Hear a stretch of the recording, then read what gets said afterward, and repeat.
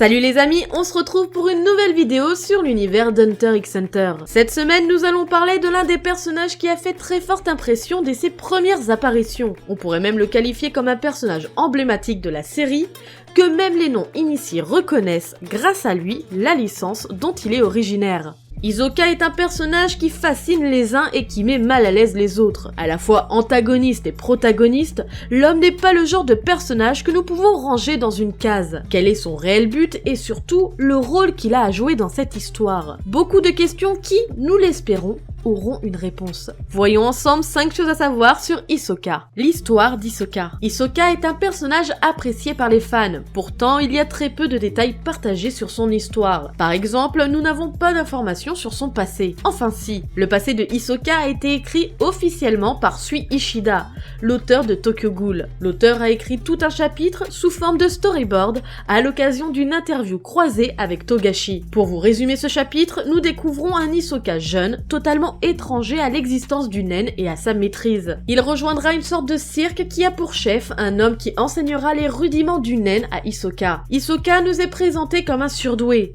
À l'image de Kakashi dans Naruto, Hisoka n'avait qu'à observer une fois une technique pour la comprendre et la reproduire. Dans ce chapitre, nous découvrons la création de la technique Bungi Gum, ainsi que les origines de sa technique avec le mouchoir. Hisoka a passé l'examen Hunter 2 fois, car la première fois, il a été disqualifié pour avoir tenté de tuer un examinateur. Dans l'anime de 1999, Hisoka dit à Gon, lors de l'arc de la Tour Céleste, qu'il mâchait du Bungi Gum étant enfant. Mais comme sa famille était pauvre, il le mâchait jusqu'à ce qu'il perde toute sa saveur, et plus tard, il nomma sa technique avec le nom de la marque de chewing-gum. Dans le manga et dans l'anime de 2011, il est seulement dit qu'il a appelé 2 de ses techniques d'après une marque de bonbons et de chewing-gum, qu'il aimait quand il était enfant. Hisoka et Gon. Hisoka a une relation totalement étrange et malsaine envers Gon. Nous le savons, Hisoka n'est intéressé que par les individus forts ou prometteurs et à son sens, Gon en fait partie. Autant au début de la série nous comprenons que Hisoka attend que Gon soit un fruit assez mûr pour être cueilli, autant vers la fin nous comprenons qu'il est bientôt temps pour lui d'affronter le jeune Gon dans un combat à mort. Certaines facettes montrées des réactions d'Hisoka sont totalement malsaines, mettant en avant une autre facette de la passion qu'a Hisoka sur Gon. Il est difficile de prévoir quelle sera l'étape suivante de cette relation plus qu'étrange entre ces deux personnages. L'obsession d'Hisoka pour Gon et la crainte de Gon pour Hisoka sont deux sentiments totalement différents, qui nous est difficile de comprendre quelle porte de sortie attend nos personnages, mis à part un combat épique. Aptitude et compétences. Hisoka a pour réputation d'être un être cruel et fourbe. Pourtant, ses véritables capacités n'ont pas encore été totalement démontrées. Néanmoins, nous avons quelques informations à son sujet. Hisoka est incroyablement fort, puisqu'il est classé 3e de la brigade fantôme au bras de fer. L'une des principales caractéristiques à son style distinctif de combat est sa vitesse, additionnée à sa précision. Il réussit à esquiver des attaques continues sans bouger de sa position initiale. Il est également très agile, comme il peut attaquer dans toutes les positions. Hisoka est presque insensible à la douleur, qui semble lui faire plaisir quand elle est très intense. Même s'il est dans un état grave, il est impossible de le ralentir ou de le paralyser. Il a également prouvé qu'il était capable de détecter non seulement la présence mais aussi la position des personnes cachées avec le Zetsu, même avec Karuto, dont le degré de compétence qui est décrit comme parfait. Sa coordination peut être considérée comme le cœur même de sa puissance offensive et défensive. Grâce à elle, il peut s'adapter à n'importe quel type de combat. Il est capable de saisir les couteaux en l'air et d'attraper une balle renforcée de naine avec une capacité de destruction d'un boulet de canon. Il est un maître incontesté dans l'utilisation des cartes comme arme de pointe. L'utilisation de cartes renforcées au Chu est son arme principale.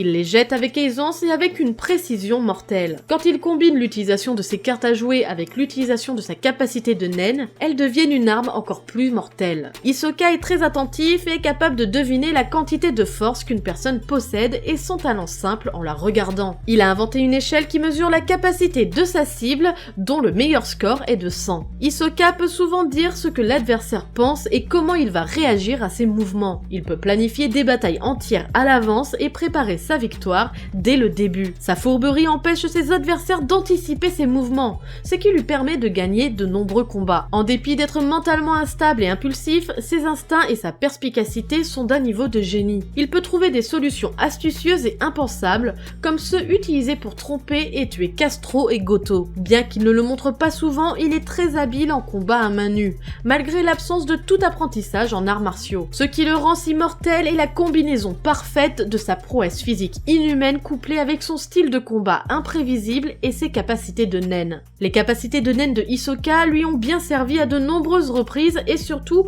ont complété sa nature inquiétante. Il peut l'utiliser pour le combat direct ou pour tromper ses adversaires et les rendre confus, hésitants, méfiants ou les mettre en colère. Hisoka utilise deux Hatsu polyvalents qui permet une combinaison formidable à la fois dans et hors du combat. Sa maîtrise de cartes est si grande qu'il peut tuer ses adversaires avec une grande facilité, même en ayant un certain contrôle des mouvements du corps de ses adversaires. Également, Hisoka peut modifier l'apparence d'une substance avec l'aide de la transformation, mais son aura transformée ne peut pas être vue par des gens qui ignorent le nen. Ami ou ennemi? Hisoka est décrit comme entièrement auto-intéressé et fait ce qu'il veut tant que cela lui plaît. Il convoite le plaisir de tuer des combattants puissants au combat. Hisoka permet aux principaux protagonistes d'être dans des situations où il serait facile de les tuer.